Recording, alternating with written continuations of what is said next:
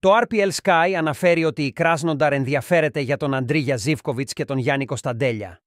Σύμφωνα με τον ρωσικό ιστότοπο, η Κράσνονταρ έχει καταθέσει πρόταση για να αγοράσει τον Σέρβο ποδοσφαιριστή, ενώ έχει εκδηλώσει ενδιαφέρον και για τον Έλληνα επιθετικό. Στην Κράσνονταρ, όπου προπονητής είναι ο πρώην τεχνικός του ΠΑΟΚ, Βλάνταν Ήβιτς, φαίνεται πως έχουν στη λίστα τους δύο παίκτες από τον ΠΑΟΚ.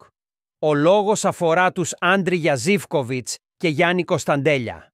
Σύμφωνα με το ρωσικό RPL Sky, η Κράσνονταρ έδειξε ενδιαφέρον για τον Αντρίγια Ζίβκοβιτς από τον ΠΑΟΚ.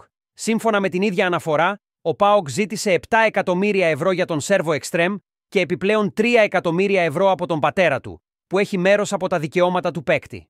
Όσον αφορά τον Ντέλια, για τον οποίο φαίνεται ότι υπάρχει πρόταση και από τη Λειψία, σύμφωνα με τους Ρώσους, ο ΠΑΟΚ ζητά πάνω από 15 εκατομμύρια ευρώ. Παρά τα αυτά, ο ΠΑΟΚ έχει δηλώσει ότι κανένας από τους δύο παίκτες δεν θα πωληθεί κατά τη διάρκεια της τρέχουσας μεταγραφικής περίοδου.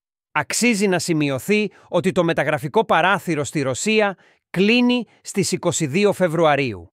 Οπαδοί του ΠΑΟΚ, μοιραστείτε τη γνώμη σας στα σχόλια, κάντε like και εγγραφή στο κανάλι για να μην χάσετε τα επόμενα βίντεο με τα τελευταία νέα από τον ΠΑΟΚ μας.